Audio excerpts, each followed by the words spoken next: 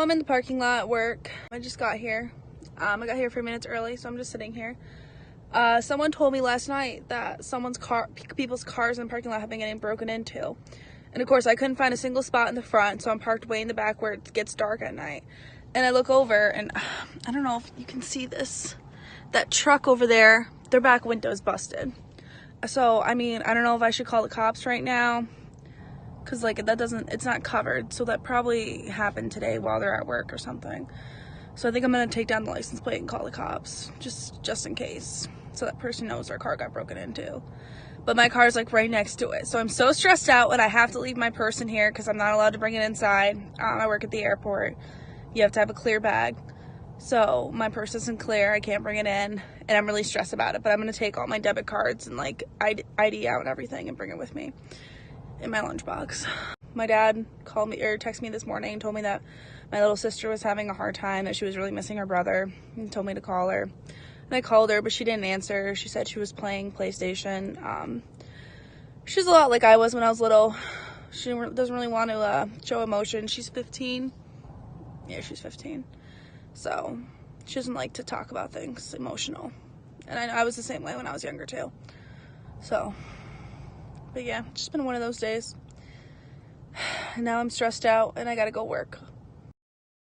Today I kind of feel like the bad guy because I had to fire one of the people that was supposed to be a part of one of the projects that I do, and I never like having to tell somebody, okay, you're done, like you can't be a part of this. But at the same time, it comes down to respect. Like you have to show some respect, and you can't just blow someone off and not message them and just make them wait for nearly a week for something that you're supposed to have done. Don't agree to something if you can't be prompt and you can't be respectful. Don't agree to something in the first place, okay? Like, I have no time for that at all. It's so obnoxious that people think that they can just get away with wasting my time. I'm a fairly busy person, okay? Like, I have a lot of projects going on. I'm an author. I'm a host. I'm an executive producer of, like, multiple shows.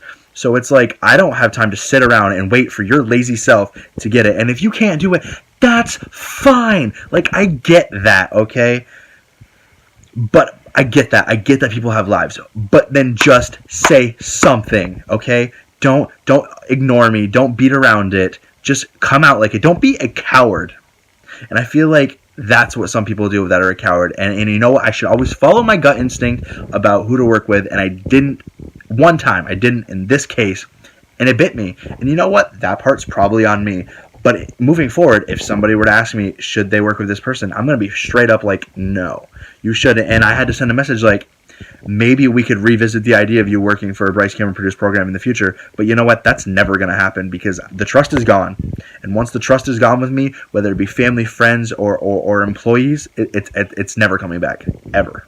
And if it does, it will never, ever be the same again. And I am getting ready to go to sleep. Yep, this is what I look like without all the makeup and stuff. Boom, the real. But you know, I don't know, it's really interesting. I'm really fascinated with makeup right now. I have no idea why. Because when I was really young, about 18 to 30, I never wore makeup. Because religiously, we didn't believe in it. And so, most of my life I've worn like eyeliner, and that was it. Never wore red lipstick because that seemed really, taboo. And now being a performer, hula dance and Tahitian dance performer, oh my gosh, I have to wear a red lipstick and things like that. And I have to learn more techniques, to basically do makeup so that I can not have to pay somebody to do my makeup. So I'm real fascinated with makeup about right now. I don't know about you guys, but I'm getting all into these people that come on Facebook Lives and do their own little makeup tutorials and stuff. I think it's kind of neat. So update on the car breaking in situation at work. I was looking at the car, and the guy who owned it came up. He was the pilot. He told me he already knew about it. And that apparently people were breaking into trucks because they were looking into to find guns, and they thought big trucks equals guns. So My car didn't get broken into tonight. They're supposed to put a police tower out there, but with cameras, but we'll see if they actually do that. So like I said, my little brother passed away a couple months ago, and we got him cremated, and I had a necklace sent to my dad to put his ashes in, and my dad just sent it to me. I think they already put the ashes in there, and I figured I would just open it on camera, because, I don't know, we're trying to be real here, and this is a big part of my life right now, so. I haven't seen it yet.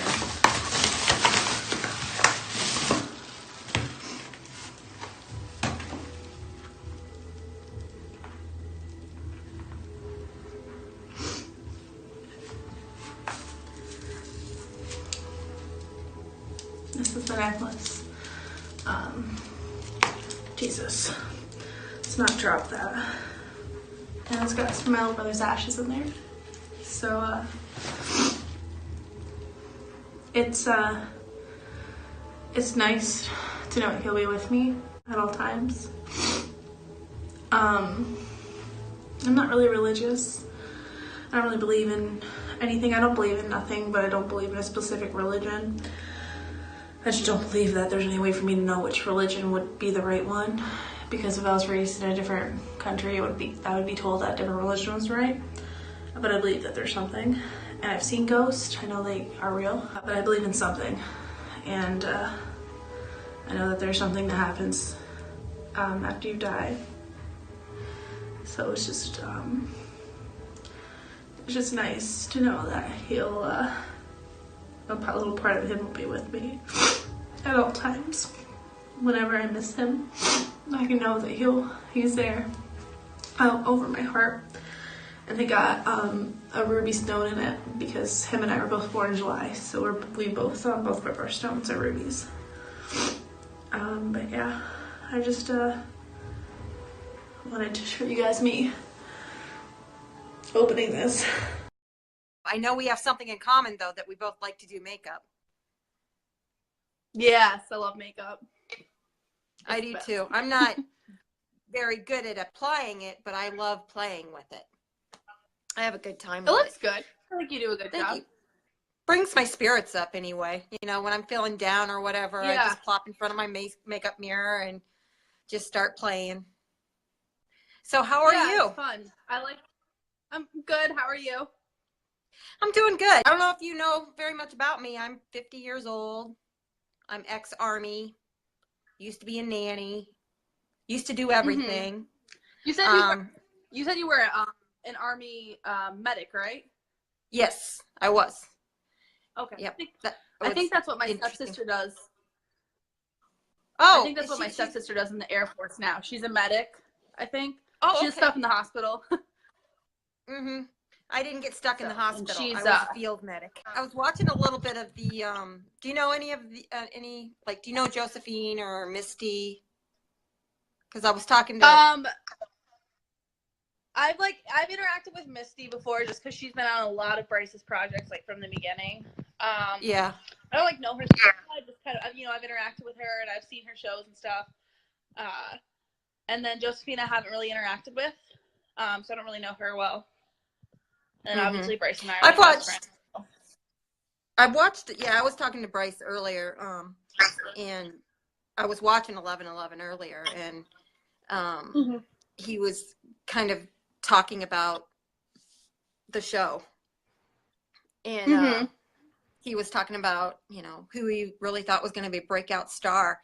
And he said, well, if you would have asked me a couple of weeks ago, I think I would have said Leslie, but I really think it's going to be Danielle now. I really think Danielle's going to be our breakout star. If you could have seen Josephine's face, you would have died. I thought she was going to choke. Really? Yeah, because she was really, I don't know if she was expecting to be the star or something, but he really expects you to be the breakout star. And because he told me a little bit about you, he told me that your personality is very, well, you said that you've got a loud personality and that sort of thing. Yeah, I have a lot of yeah, definitely. I do too. Yeah. So I'm excited to get to know you. Yeah, you seem like a really great person. And I definitely felt some connection with you while I was watching the episodes that Bryce had sent.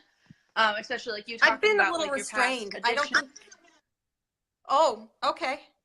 Yeah. I mean, not like I said, because my brother, not to like bring up a dark subject or anything, but like I said, my brother passed away from addiction a couple months ago. So, I mean, it's always been something that like I've been passionate about, like that community. And I used to work with the mental health field, and a lot of my residents were addicted to drugs, alcohol, whatever. So I've been around all of that like a lot of my life. I'm glad you brought that up. It's definitely like inspiring. I'm bipolar, and I really feel like a lot of people that turn to drugs and alcohol are battling mental illness. It's hard. Yeah, it's hard to deal, and it's hard to deal with the medications that they give you for it. I mean, I'm bipolar too. I'm not like out there killing people or anything like that. It's more depression than anything is what bipolar 2 is. And that can be debilitating for people, and they don't know what to do. And so they turn to drugs and alcohol. And exactly. And they just, doctors, they experiment because, drugs for mental health symptoms, like it's never this is what you need for that. It's not like, okay, you have this virus, so here's penicillin. It's very much experimental. So it's like, we're going to try this and maybe you'll feel better. Maybe it'll make you feel worse. Well, that doesn't work. Well, we're going to try this. And that's what they did with my little brother when he was like 14. And they were pushing, this drug, that drug, this drug on him. And he's a 14-year-old kid, growing up, like having hormones and trying to deal with all of that. And he became like suicidal, and he was in the psych ward for a while, and he turned into drugs when he was young. Even though he had a loving family around him, it didn't matter because like he just was his mental health wasn't like checked properly. Like they were trying to treat him, and they were over medicating him. Let us teach you how to cope with this rather than numb it. Exactly.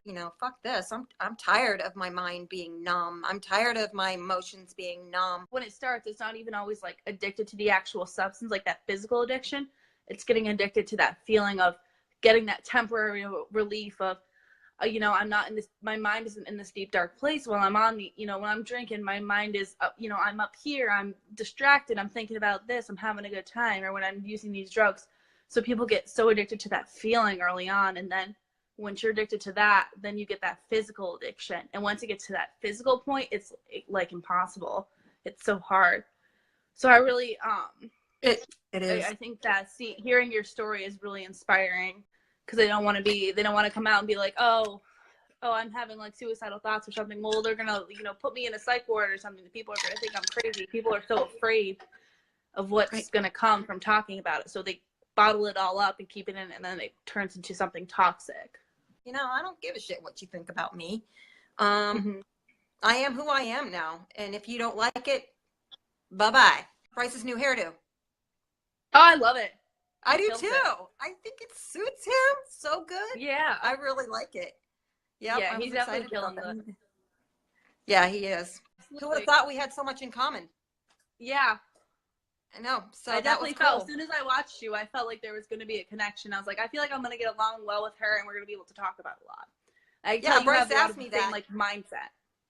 Bryce asked me who he thought that I would have the most connection with, and I said, oh, definitely Danielle. Definitely. Because I honestly don't feel a connection with Josie at all. And I've interacted with her on Facebook a couple of times and watched her show, and I don't have that connection with her, but I figured I would with you because I saw you a little bit on film, and you just know. When you know, you know. Just because we blood don't mean a damn thing, okay? I'm being so for real, and I don't care. I don't give a damn. I don't give a damn. I'm not obligated to do shit for you, bro. I'm not. Like I said, other than fat owls is chores. Other than chores, that's as far as my level of obligation goes. Other than that, I ain't gotta do nothing for nobody. I don't care if it's a part of our culture. I'm not obligated to that shit. I'm not. And I'm not gonna sit here and be a little puppy just because it just doesn't make sense anymore. These damn adults thinking that they can just run you. And like I said, I respect enough not to cuss them out. But they can't just come at me. They can't come for me. They can't. Just like an aunt that I've seen a while back, and she saw me, and you know, she tried talking to me about certain things that I'm not even into anymore. And then she tried to run me, and she's the one that asked me to dance. I'm like, bro, you asked me to dance, I do my own twist. That's it. Ain't no switch up. It's on me. I'm grown enough now, and I don't have to say shit to nobody. But just know, I do not play no more. Especially when it comes to family. That disrespect shit, keep it to yourself. I don't care if you family, maybe a friend. When it comes to my family, y'all gon' know. All y'all gon' know. I don't care who you are. Because the real people that mess with me already know. And apparently these damn people who think they're related to me or they are related to me, they feel like they got some shit to say. And I'm not finna let them run me no more. You not.